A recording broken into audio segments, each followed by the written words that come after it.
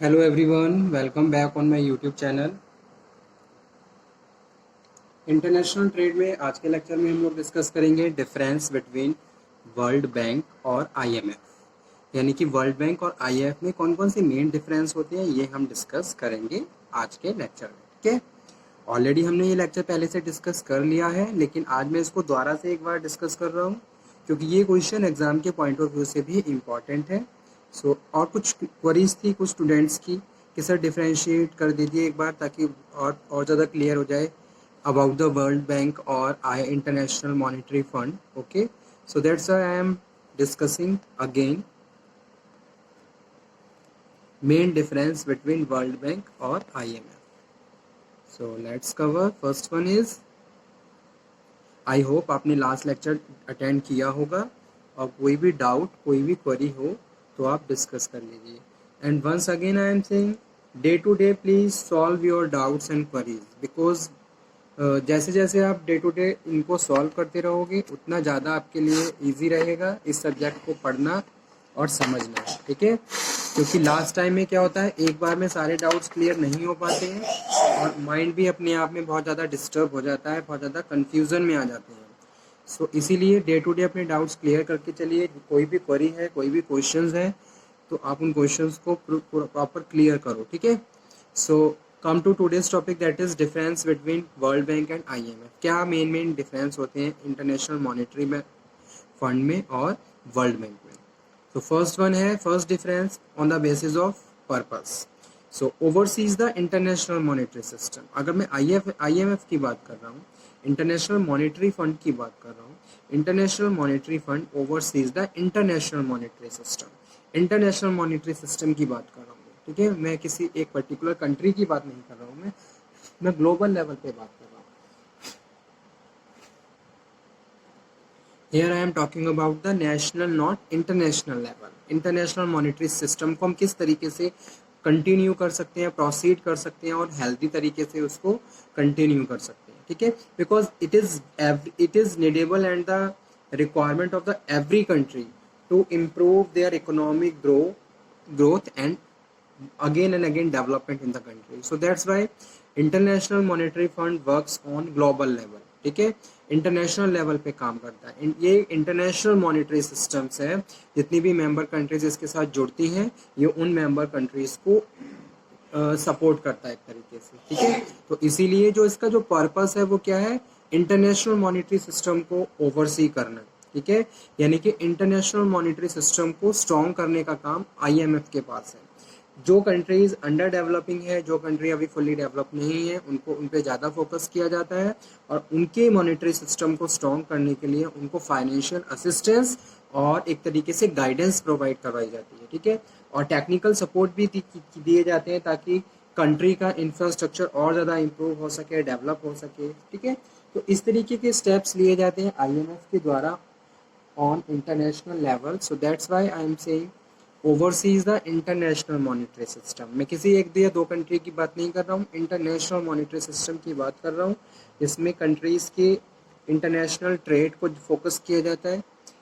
ठीक है, जैसे कि बैलेंस ऑफ ट्रेड है, बैलेंस ऑफ पेमेंट है।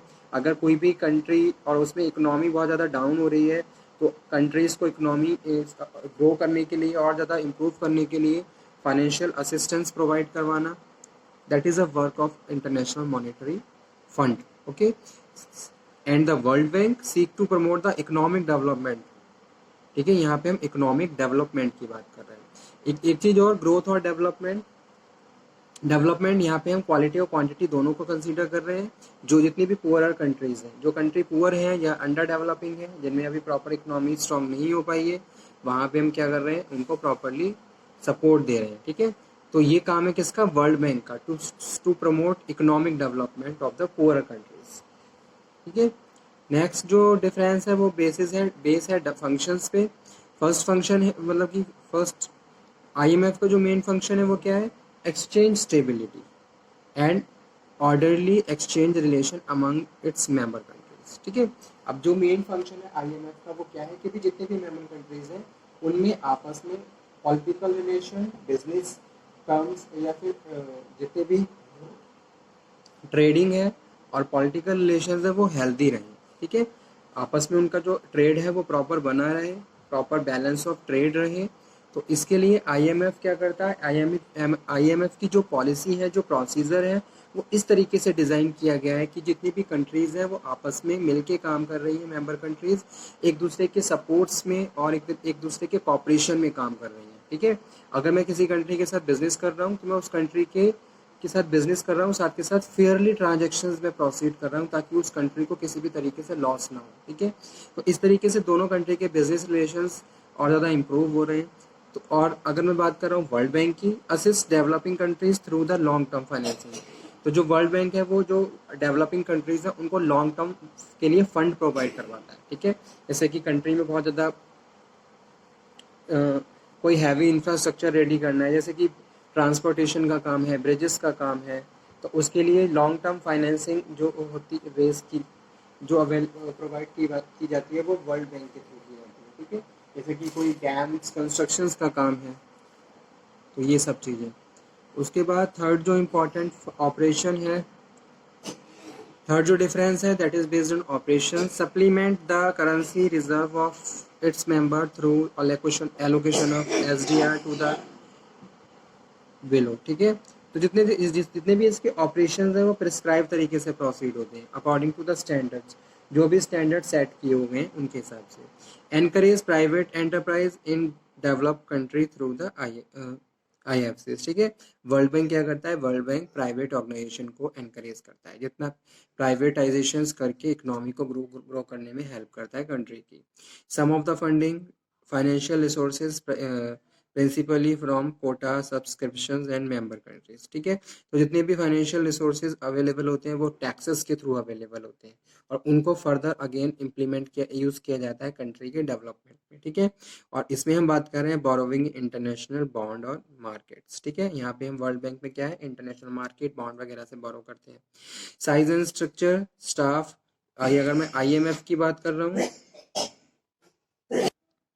IMF का जो स्टाफ है वो 2300, इसको एक बार आप टैली कर लीजिए, 102 मेंबर कंट्रीज है, हैज स्टाफ 7180 मेंबर कंट्रीज। ठीक है, तो इस तरीके से ये कुछ मेन डिफरेंस थे that is based on purpose, operation, function, sum of funding, size and structure.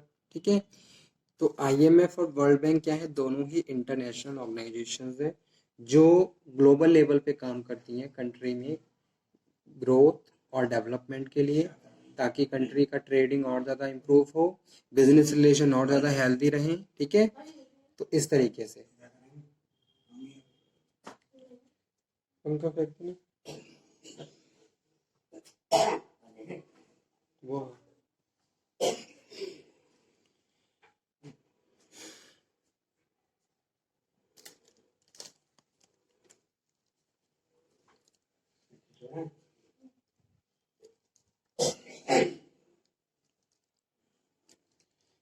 इस तरीके से हम बहुत सारे टॉपिक्स कवर कर चुके हैं, difference between World Bank and IMF।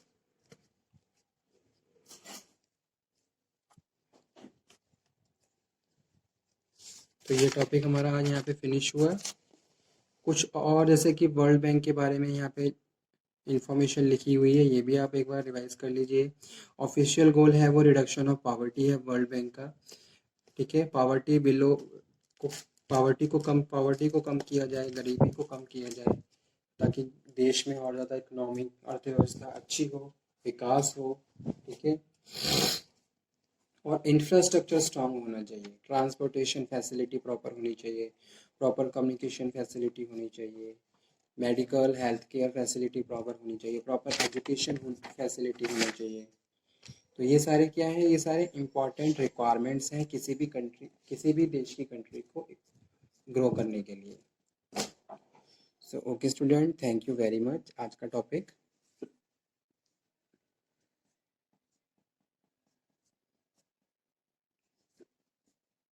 ठीक है।